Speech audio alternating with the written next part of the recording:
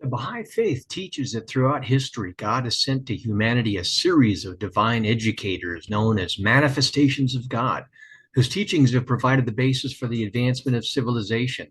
Baha'is believe these manifestations have included Abraham, Krishna, Zoroaster, Moses, Buddha, Jesus, Muhammad, and the final messenger is Baha'u'lláh. In this podcast, my two guests will help us understand more about the Baha'i Faith. This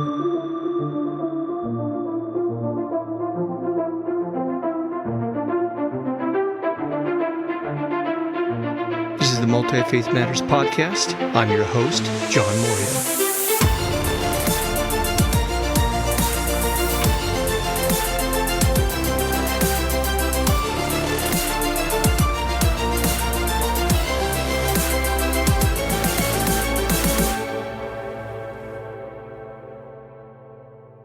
This is the podcast for Multi-Faith Matters, and I am the host, John Moorhead, and my special guest today, I've got two of them.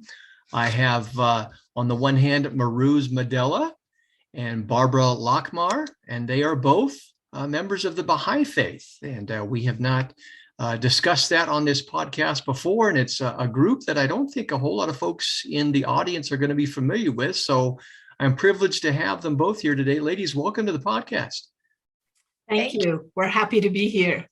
Well, I'm going to put some of the bios that you sent me in the program notes, along with the link to the official Baha'i website. This is just kind of an introductory conversation so that folks can hear from members of the group. But would you take just a few minutes and just introduce yourselves? Sure. I'm Mahrooz Maddela, and I was originally born in Iran. I was born in a Baha'i family. We moved to US long time ago when I was about 12 years old. So I grew up in New York, went to school upstate and Ohio State, Texas, and now I'm in Utah. So I'm very happy to be here. Again, thank you for being here. Go ahead, Barbara. Sorry. That's all right. My name is Barbara Lachmar. I've lived in Utah for about 30 years. I was raised in a Roman Catholic family. Very devout Roman Catholic family. My family is still Catholic. In fact, my mother's turning 100 next month, and she keeps asking me to come back to the Catholic faith, which I understand. And so I became a Baha'i at age 20. So that was almost 50 years ago. And I worked for many years as an attorney in the Cache County area. So I'm retired now, enjoying my retirement and my two grandbabies, and all is well. Well, fantastic. Again, thank you both for being here. Now, those bios kind of lead to my next question. I always like, before we get into discussing, the history and beliefs and practices and all that, I like to begin with the personal element. Would you both mind sharing a little bit about how you came to embrace the Baha'i Faith? What's fascinating to me is we've got somebody from Iran who is a member, but we've also got somebody here from the US who has a Roman Catholic background. So Barbara, let's start with you. What's your story? For reasons I don't exactly understand, I was just deeply interested in spiritual things, even as a younger person, I would say middle school age. And I started to what I call bug God. I used to just nag God and say, what's it all about? What are we doing? I don't understand everything. Please explain everything to me. And I did that for quite a long time. And finally, one day, I just kind of heard, be patient. Everything's going to become clear. So I just said, okay. And so I just waited. And one day, a fellow from school that I didn't know very well asked me if I wanted to go to a Seals and Crofts concert. And I don't know if any of you remember Seals and Crofts. They were super popular back when I graduated from high school in 1971. So he took me to that concert, and they happened to be members of the Baha'i Faith. And they mentioned that, and they said, if you would like to know more about this, you can stay behind after the concert and we'll go over to this local hotel and we'll explain it to you. And again, for reasons I'm not quite sure I understand, my heart immediately resonated with that. So I went to that informational talk, and I looked into the Baha'i Faith after that. And for me, it was the answer to all of that yearning that I had earlier in my life. It answered and satisfied my spirit, my mind, my heart. And so I've been committed to that faith ever since. Interesting. Thank you so much for sharing. What about you, Mahrooz? Although I was born in a Baha'i family, in the Baha'i Faith, they teach you about all religions. So I grew up with knowing a little bit of, especially being born in a Muslim country. So we were learning about all religions, about God in general. And usually the age of maturity is 15 in the Baha'i Faith. And you can decide if you want to take more time to investigate other religions before you, or you may have just need more time. And nobody forces you that you need to become a Baha'i by a certain age. But that is the age of maturity. And actually, I declared my faith when I was 16 years old. And I had siblings that they took a couple more years extra. But I love the foundation of the Baha'i Faith because the belief is God is one, all religions are one. It's just we believe in progressive revelation, just like when you go to school, the first grade, second grade, third grade, it's a process, and that's what it's a progressive. And in the Baha'i Faith, we believe Baha'i teachings, Baha'u'llah's teachings apply to today's society. Thank you both for sharing. I think it's important that folks know these aren't just about abstract ideas. These are spiritual journeys, and these are rooted in people's lives, and they give them meaning and purpose. And so that personal element, I think, is so important. As I mentioned in the beginning, there probably aren't a whole lot of people in my viewing and listening audience that are familiar with Baha'ism. I'm trying to think. I only know of one book that I think I have largely an evangelical Christian audience. And I can only think of one book written maybe in the 1980s. I think it was a very small book dealing with Baha'ism. So you're going to help us understand and learn more through our conversation. Let's begin with the history, the origins of Baha'ism. Where does it come from? Mahrooz, I'll turn that over to you. Baha'i Faith started in the East, just like all other major religions. Baha'u'lláh, the Bab, actually, which is the gate, the forerunner. So we believe in twin manifestations, the Bab and Baha'u'lláh. The Bab is just like the John the Baptist. The Bab came in 1844. His dispensation was very short. It was from 1844 to I think about 6 years. He passed away in 1860. He was martyred. He didn't pass away. He was martyred. So he was the herald of the faith. He came to bring the forthcoming of a greater manifestation, which was Baha'u'lláh means the glory of God. Baha'u'lláh declared his mission. It originated in Iran. And if you look at the history of the faith, it's about 180 years old. And there are over 7 or 8 million Baha'is around the world, globally, of all color, race, creed, background. So Baha'u'lláh came to really advance the human civilization, to bring unity, peace in the world. So Baha'is as individuals, we work towards that. Our purpose in life is to transform ourselves and help transform the society, build a better civilization, peace, unity and diversity. So Barbara, would you like to add to that more? Well, I'll add that right now, because Baha'u'lláh, like all the prior divine educators, was persecuted severely by the fanatical Muslim clergy of the day, was exiled 4 different times from his original location in Persia. He was exiled to Constantinople, to Adrianople, and ultimately into the prison fortress of Akka, which is in Israel. The world center of the Baha'i Faith is now centered on Mount Carmel in Israel, Haifa, Israel. So for Christian listeners, that's probably interesting to know. So many of our world faiths are centered in Israel, and the Baha'i Faith likewise is centered there. Well, look at you go, Barbara. Here you gave us all that information and you initially turned it over to Mahrooz. So you did wonderful there. Thank you for that. We're working together. That's right. What are some of the more important and significant beliefs that distinguish Baha'ism? Well, oneness of God, oneness of humanity, oneness of religion, equal rights between men and women. We don't believe in sameness, but equal rights between men and women. Harmony of science and religion, independent investigation of truth, elimination of all kinds of prejudice, whether it's color, creed, race, sex. Prejudice is like a disease in the body that it eats up. Humans is like, we are one body, really. And prejudice is like a disease that eats up the whole body. It affects all of us. So for example, in US, we look at mainly in America is racial prejudice.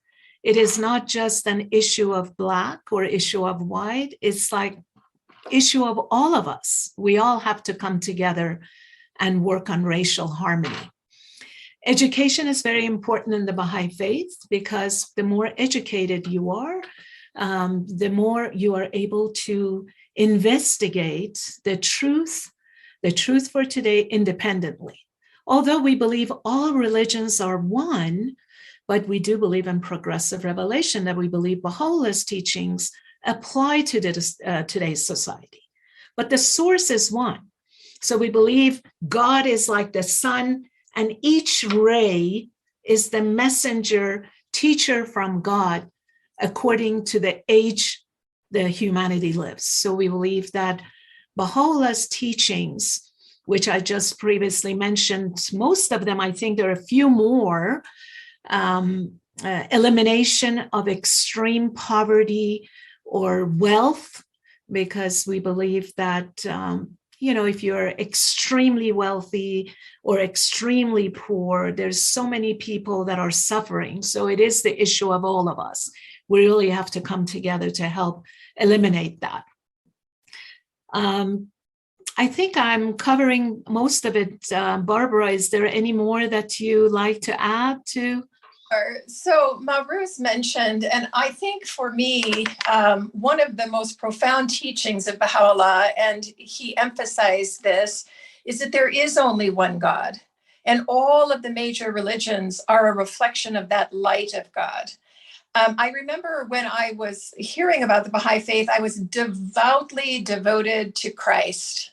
I was a deep lover of Jesus Christ, and I wanted to make sure that my loyalty to Christ was not violated by inquiring or listening to this information. And what helped me with that was this kind of visual that I was given.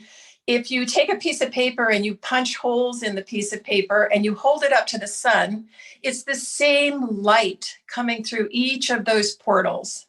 And so the light that was reflected in the pure soul of Jesus Christ is the light that we love and that we are drawn to.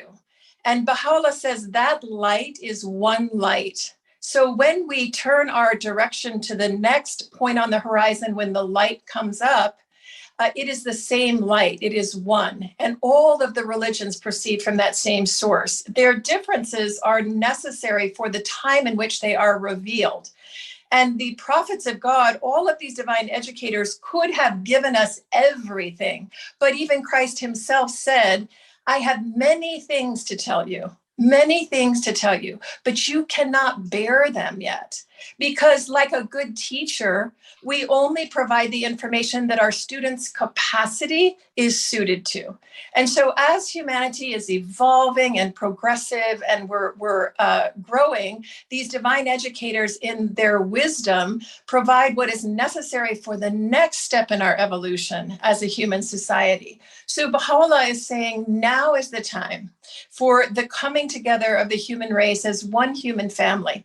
And so the three onenesses are very pivotal in the Baha'i Faith. So the oneness of God, there's only one God, there's only one religion, one successively revealed through these purely polished divine educators. Their souls are like perfectly polished mirrors, and the Creator's light is perfectly reflected in them. So when you read the teachings of Christ, when you read the teachings of Muhammad, when you read the teachings of Moses, of Krishna, of Buddha, of Zoroaster, and for the Baha'is, for the Bab and Baha'u'lláh, that light is what is being reflected in their words. And the differences between them are only because of the needs of the particular age in which they're revealed.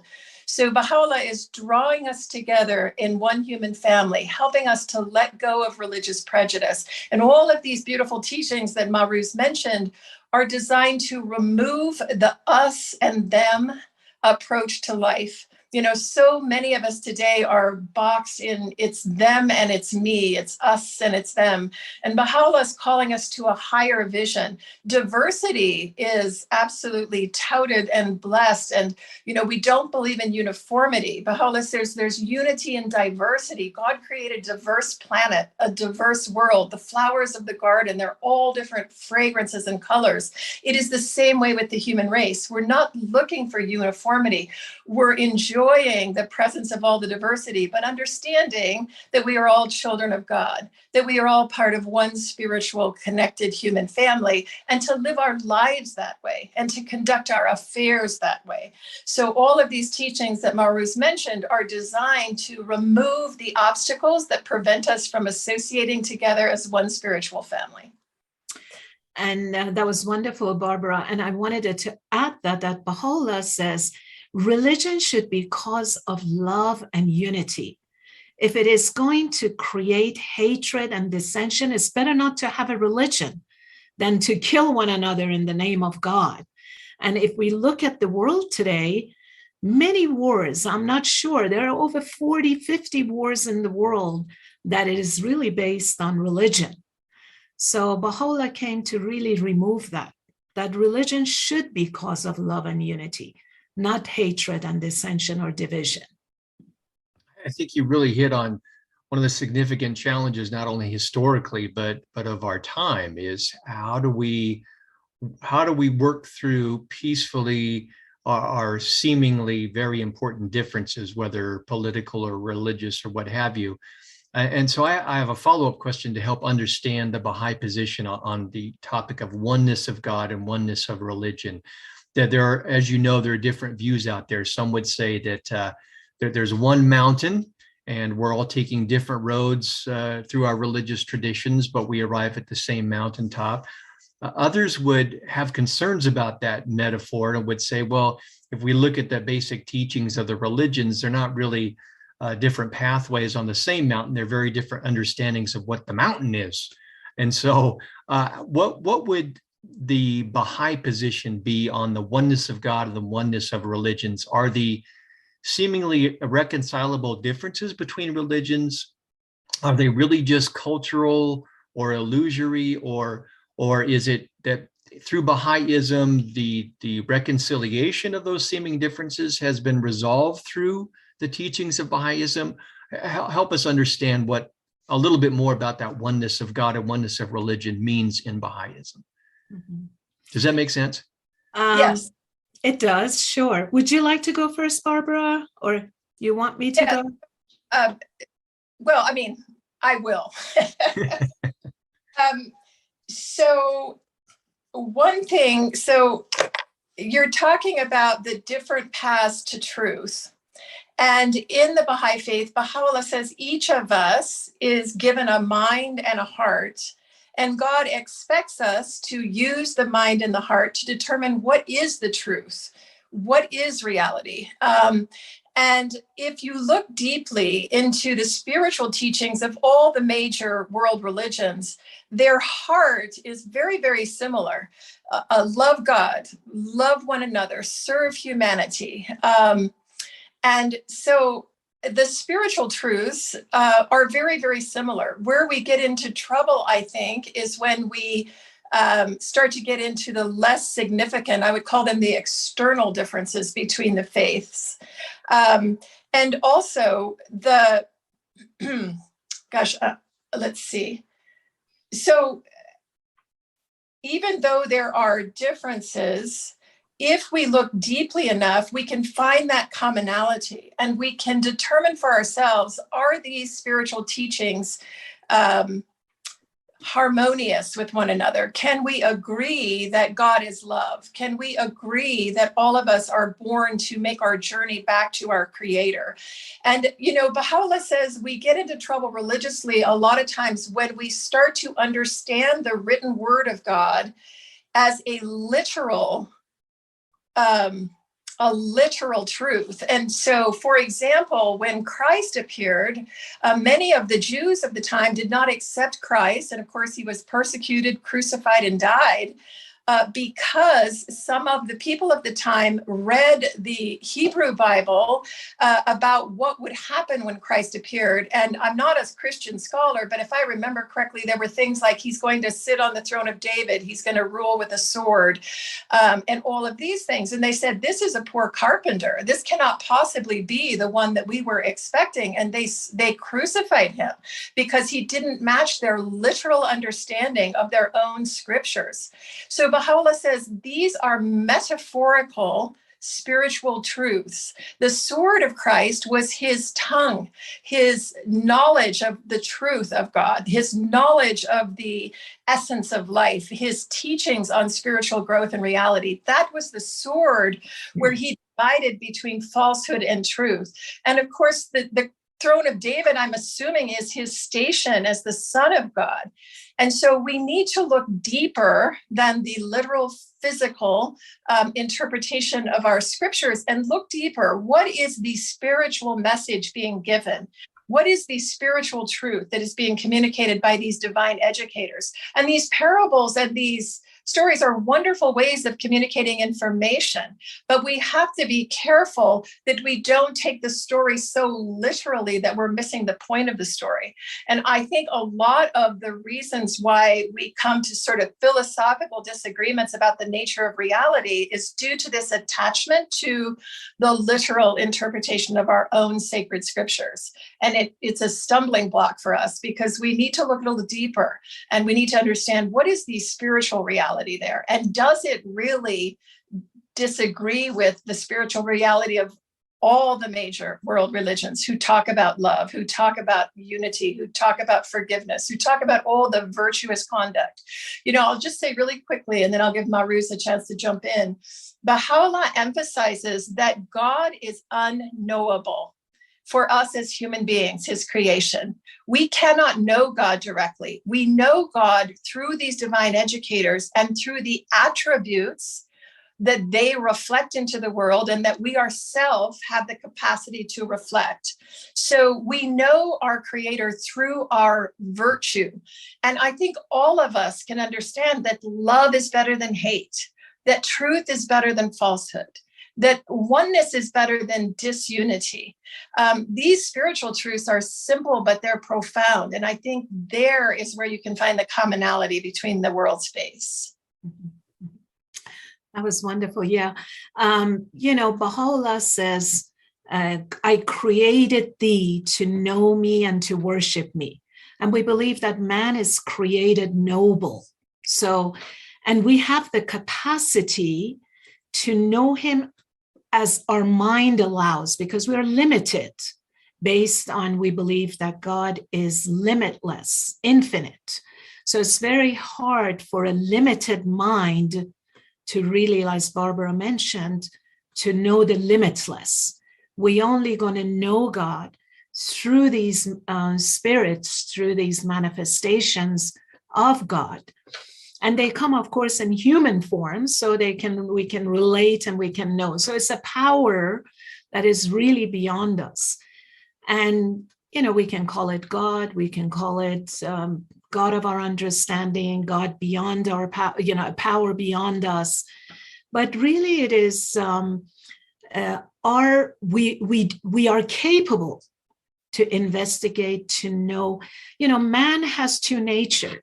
We believe you have a lower nature that comes from more of a animalistic behavior, I would say, what is jealousy, hatred, animosity.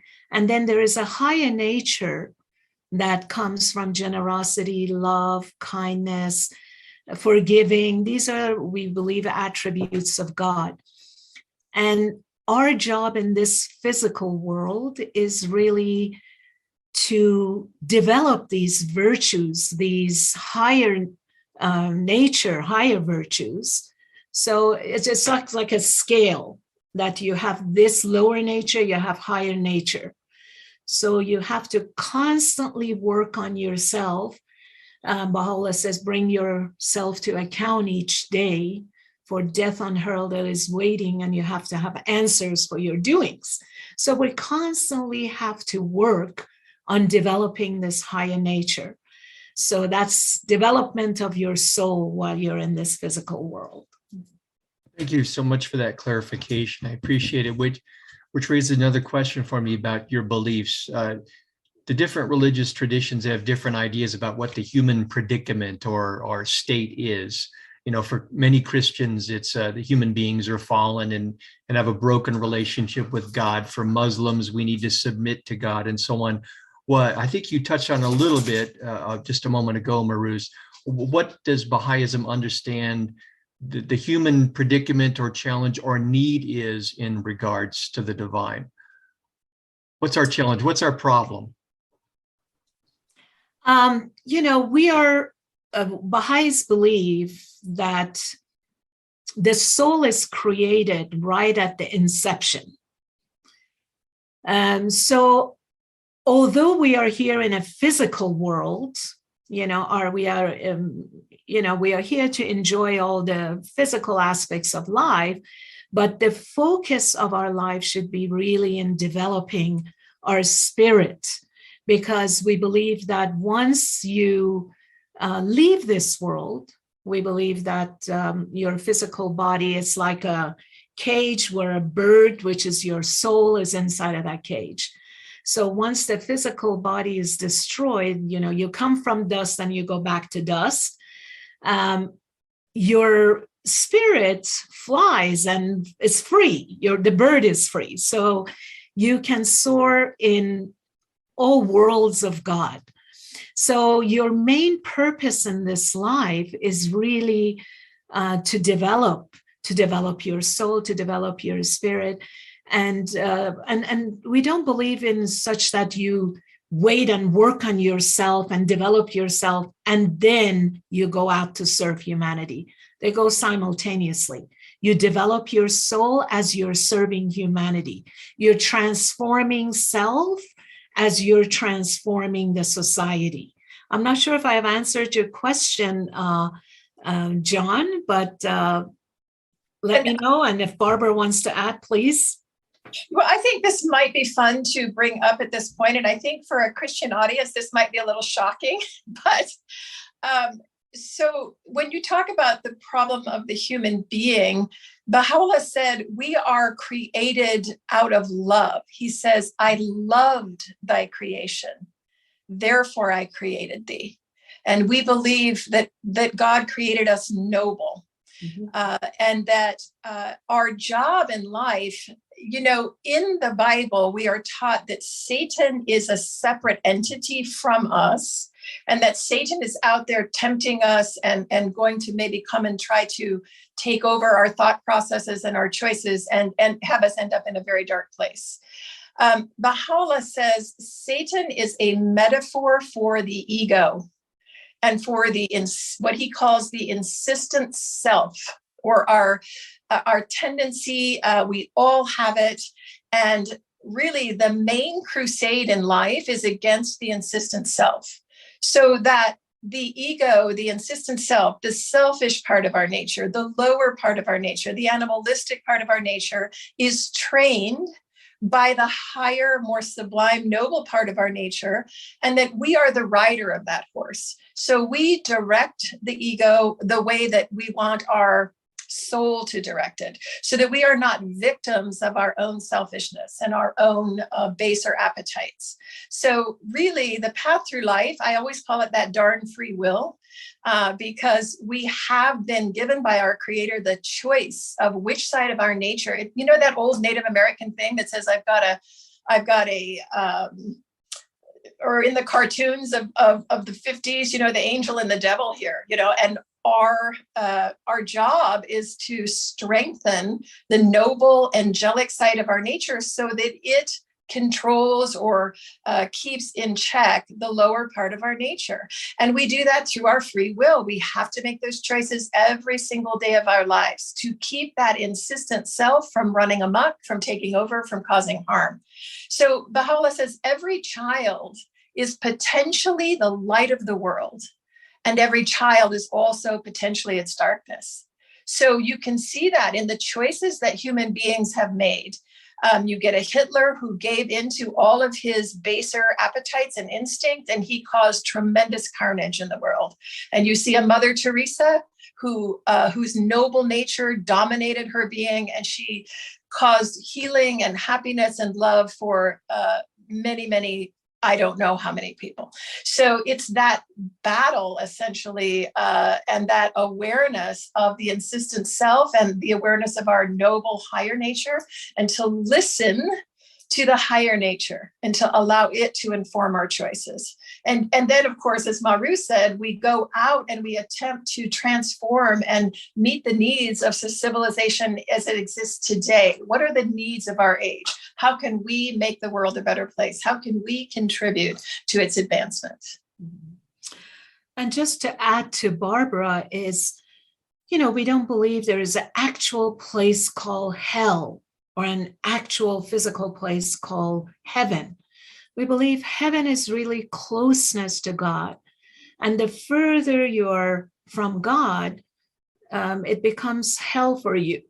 And we do have the free will, as she's explained, that you choose, that you really work on your character, work on ego constantly. Ego is something that it's a constant battle with ourselves, that we have to constantly check our ego, because we are humans and we have that lower nature, but we have the tools how to overcome the lower nature, not to go with whatever our lower nature wants and desires, instinct, the moment.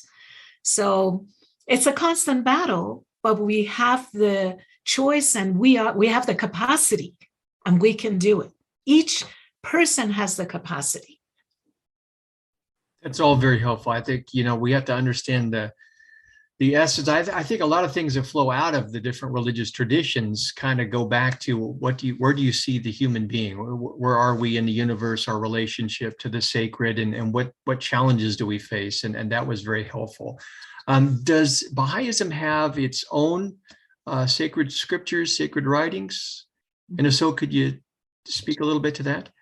Sure. We have, just to get back on, John, what you were saying just before you ended, and it's really true. As Baha'is, we believe we are in the adolescent stage of humanity.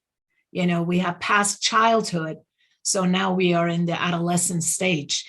There's some Baha'i writings. We have the most holy book. It's called Kitab-i-Aqdas in the Bahá'í Faith. It's the book of laws. But there are so many books written by Baha'u'lláh himself and translated in so many different languages by his great-grandson.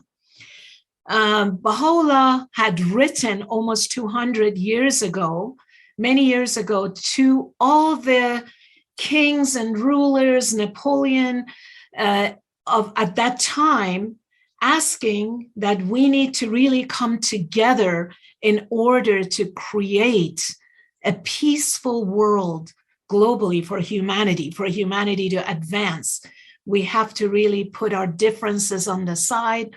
We have to really work for the betterment of society, betterment of the world. But many of them didn't listen, but there are a few that, one of them was Queen Marie that became Baha'i at that time. And we do have one or two rulers at the moment that are Baha'is. One is King of Samoa, and I'm not sure of the other one. But the most important thing, there are many books written by Baha'u'lláh. Abdul-Baha, which was the son of Baha'u'lláh, was center of covenant in the Bahá'í Faith.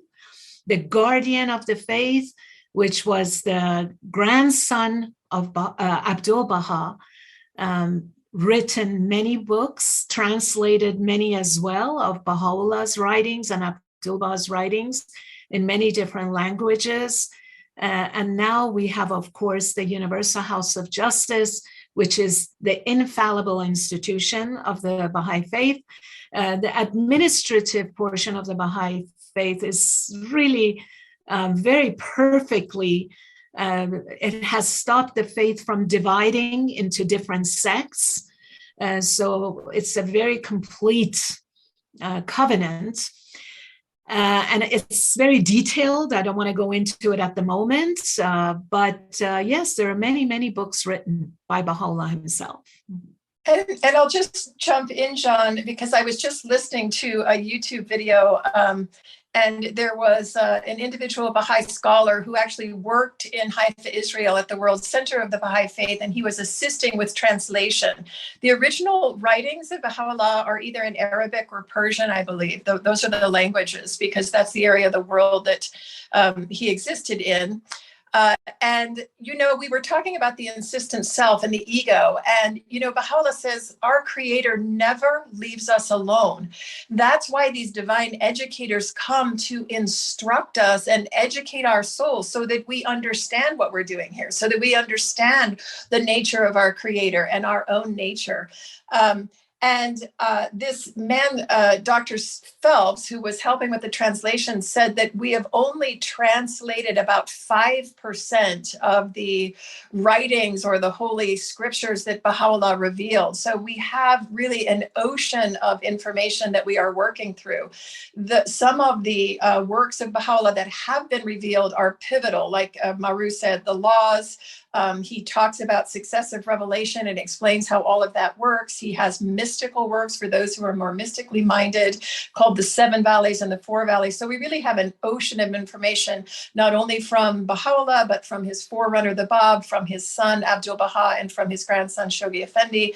And now we're getting guidance directly through the Universal House of Justice. So Baha'is are lifelong learners, as we all are. And although I've been a Baha'i almost 50 years, there is an ocean of information that I still don't quite, that I'm still learning about. And I always will be. So I find that very interesting and fun as a Baha'i, that there's always more to know. Yeah, it's interesting. Not only do I spend a lot of time in multi-faith dialogue, trying to learn about other religious traditions of my neighbors, but I'm constantly learning about the depths of my own religious tradition. I think I learned more about my own faith after going to seminary and receiving, formal theological education than I did when I was in school. So it is a lifelong process for all of us. So I appreciate that. Well, you shared some about the beliefs. Can you talk a little bit about the practices? For Christians, it's things like baptism and communion or Lord's Supper and worship attendance and these kinds of things. What are some of the important practices for Baha'is? Well, age of maturity is 15. But there's really no rituals or, like Barbara was explaining before, it's a lifetime of learning and progressing. There is no, it's really, your relationship is really between you and your creator. We don't have any clergymen in the Baha'i Faith. We do have an order and administration. There is an electoral process, whether locally, nationally, internationally. There is a body of 9 people, and it is the electoral process. If it is locally, if it does by the local community, it's very spiritual in nature. There's no propaganda. There is no, it's done very secretly and between you and your creator. And this goes from national and international level. So the administration is very complete, but the relationship of person is really between you and God. And prayers, of course, are very important, whether if it is to do individually in your own home. And we believe blessed is the spot where mention of God hath been made and his praise glorified. In other words, you don't need to be in a church, but we do understand, of course, There are sacred places. Baha'is do have houses of worship where they gather as a community, they pray together.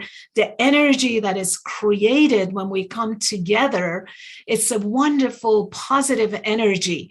But also as an individual, you have obligation to your God. So you have to work constantly.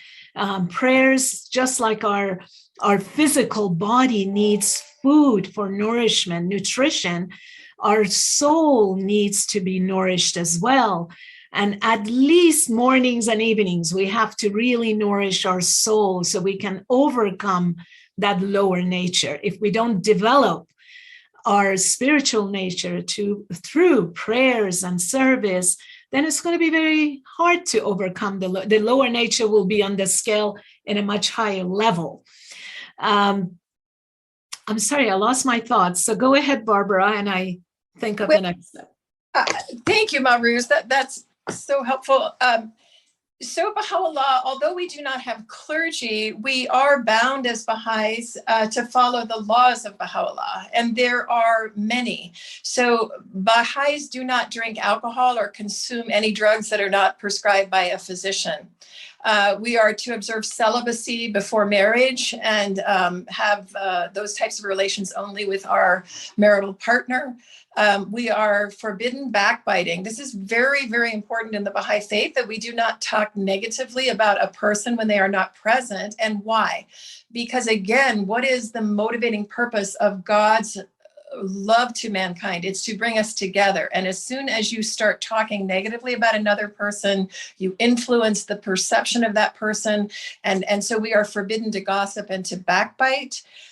We are to pray once a day. We have an obligatory prayer specifically revealed by Baha'u'lláh. He has 3 forms of that. One is very short, one is medium in length, and one is long. And the Baha'i is free to choose which of those they wish to use. And that's, again, as Mahrooz said, to feed ourselves spiritually.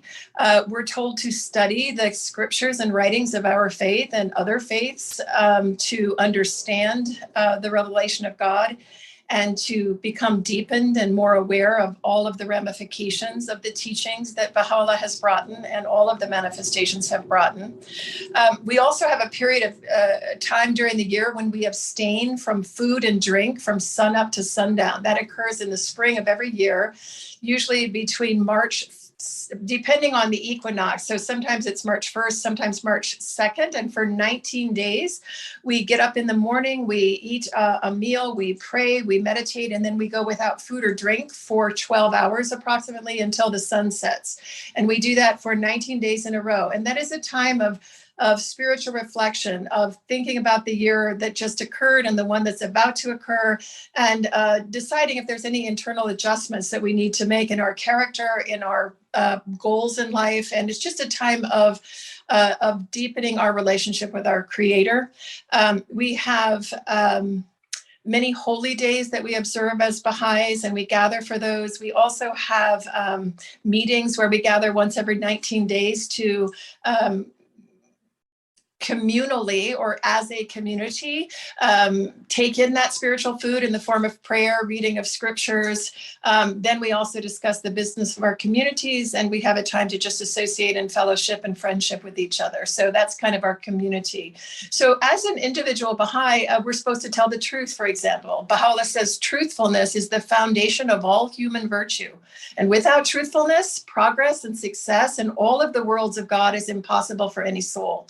So truthfulness is crucial to our spiritual development. And all of the virtues are enjoined upon us by Baha'u'lláh, just like Christ enjoined upon us, just like Moses, the 10 Commandments.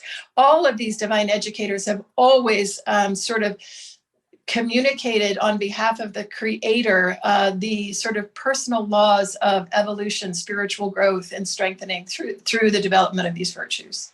Mm-hmm. And although probably you wonder 19 days, Baha'is have their own calendar. We have every month is 19 days. So we do have a feast or gathering where we come together. And in this gathering, it consists of 3 parts. It's devotional, the administrative, and then consultation. And then after that is fellowship. Consultation is a very important element in the Baha'i faith, because through loving consultation doesn't mean that we cannot have different ideas. Of course, we all bring our ideas to the table, but consultation is a key element in growth and learning and development of the soul, because through this open, loving conversation, consultation, is many doors open, many ideas that one mind may not think about, but through that coming of together, like I said, the administration of the Baha'i Faith is based on 9 bodies that are elected. So these 9 bodies, when they come together through prayers, through really meditation and then consultation, and once you put your idea or your opinion on the table, you really have to work on the detachment part, to be detached from the outcome of that idea. And all of these things that we're saying is actually, we believe Baha'i teachings are perfect because they come from God. But we as Baha'is, we are just humans. We are not perfect, but we have to strive daily to work on our character, on developing all these wonderful virtues that are given by God, and to have that higher nature on this scale more on a higher level than our lower nature. And that's it. I'm sorry. No, that was great. Thank you so much. As we get close to the end of our time in our conversation, obviously this was just an opportunity for us to kind of get a sketch, a little introduction to what Baha'ism is all about. And we're going to encourage folks to go to the website and find a Baha'i in your community and talk to them and get to learn more. But this last question I have might be a little more challenging, but I think it's an important one. I am aware, I think I saw an article recently on Baha'is and the continued persecution in Iran. Can you talk to that, the challenges that are faced there, and why that persecution that's going on there? Sure. Iran is majority of the country is Muslims, and due to their belief, and one thing is that Baha'i Faith is not a division of Islam. Baha'i Faith is an independent religion, originated in the East, but it's not a division of Islam. And being in an Islamic, if you really study the history, the laws of their faith, their belief is that if they really study Quran, which is the holy book of Islam, it does say that there is another after me, but the people have their own limitations and understanding, and they believe is that after Muḥammad, which is the messenger of God for that day, there is no other religions. They believe that Islam completed all manifestations of God and there is no more after Muhammad. So being Baha'i Faith is about 180 years old, less than 200 years old. They believe that by persecuting, they will stop the faith from growing. And it happened from the inception of the faith. If you really study the history of the Baha'i Faith, you will know the persecutions were done from the very beginning. Baha'u'lláh himself was exiled from his own country with his own family under very poor conditions. So they believe by persecuting, they will stop the faith from growing.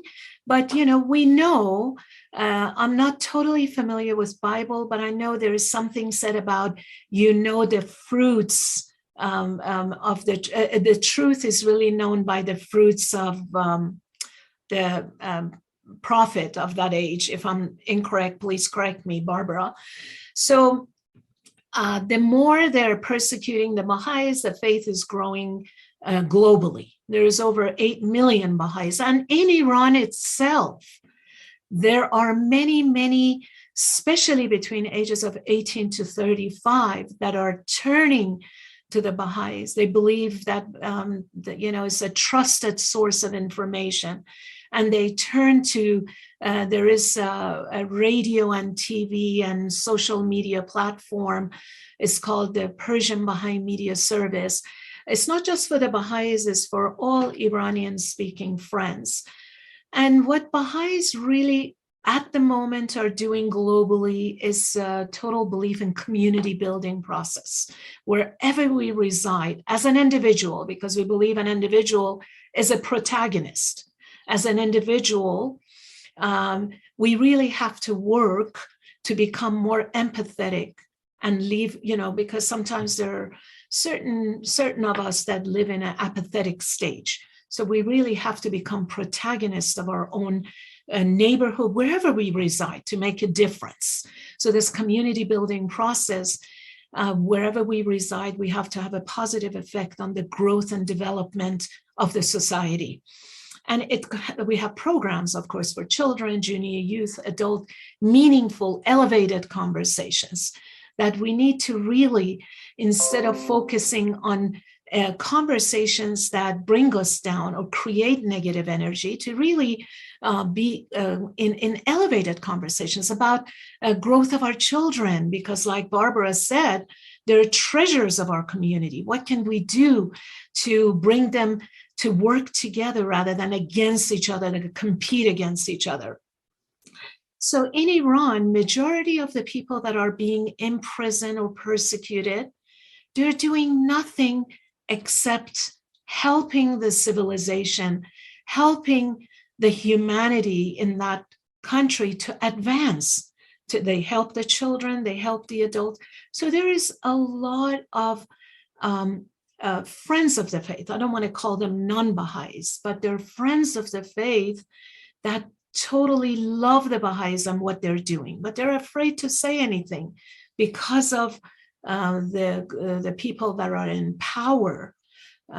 So if you're familiar or make yourself a little more familiar with what is going on around in Iran, is that no one really has a voice, even the ones that are friends of the faith. They want to defend that what the Baha'is are doing, it's only for advancement. They're not trying to convert. One thing about the Baha'i Faith is that we're not here to convert anybody. That is not our job. Conversion is really God's job and between the person and God. But our job is here to share our gift with humanity. We believe that message of Baha'u'lláh is a remedy to all ills of mankind, to today's problems of the world. A lot of mental illnesses. Of course, there are times that you have to reach out to a professional, you have to reach out to conventional medicine or functional, whatever that your heart desires. But there is a lot of ills of the society is lack of spirituality, is really turning to the word of God. So that's all the Iranian Baha'is are doing, is trying to help the society, help humanity to advance from this stage of adolescence and persistence of self. So they're trying to help, whether if it is on an educational basis, spiritual basis. And so they are just being persecuted and put in prison. And recently they have been looted, confiscated from their properties. They're out on the streets. But Baha'is believe that the answer to all of this injustices is through love, not hate. Through hate and fighting is not going to solve, but through love. And they believe, since they believe in the power of soul and that physical existence is such a short time, right? We look back and say, 50 years, 40 years passed by like this. And we believe that this physical world is really a very short span of our life here. There's so many worlds of God spiritually. So they are not there to fight. They're there to change the world for a better place. And that is the only reason, because of their belief, because of their faith, they're being persecuted and they're being put in jail. Barbara, do you have anything you wanted to add to that? No, I think Mahrooz covered that very, very well. So okay. I don't add. Yeah. I don't want, John, for your links, how people can find out more about the Baha'i Faith or not, or if you'll just let them look on their own. I plan on including a link to the main Baha'i website. If you've got others you would like to pass on to me in a follow-up email, I would be more than happy to add that. That would be fine. And that's it. We invite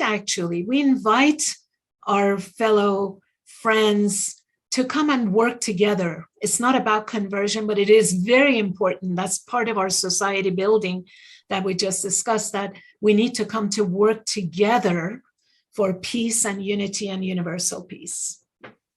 Well, I appreciate all this, and my heart goes out to the Baha'is that are suffering persecution. I'm an advocate of religious freedom, not just for Christians, but for everybody, because if some of us aren't free, then none of us are. And the freedom to believe or even not to believe has to be something that we support. And unfortunately, one of the things that many Christians, at least in America, do is they support their own freedoms, but they are very reticent to support religious freedoms for certain religions that they don't care for. And I think we just need to, we can still disagree and yet respect the freedoms of people to make their own choices and choose their own religious pathways. So my heart goes out to those Baha'is who are suffering persecution in Iran. And I think Christians should come alongside them and work towards religious freedom in that and every other context. Ladies, I want to thank you so much for being my guests on the podcast. I want to encourage viewers and listeners to look to the podcast notes, where they'll find some brief bios for my guests today, as well as a website for the Baha'is. Take a look at that, and you can find a Baha'i in your community, in your neighborhood, the same way we got this podcast set up. I went there and reached out and gave my personal information and was connected with these two wonderful local members of the Baha'i Faith, and you can do that too. And there's no better way to learn about another religious tradition than speaking to somebody who's in that religious tradition and have an exchange and gain greater understanding. Again, ladies, thank you so much for being on the program. Thank you for having us. Yes, thank you for having us, and thank you for this work that you're doing. It is very healing, and I think a wonderful contribution that you're making. So thank you for your efforts to do this. Thank you again. This is the podcast for Multi-Faith Matters. I'm the host, John Moorhead. Thanks everyone for watching and for listening. Until the next episode.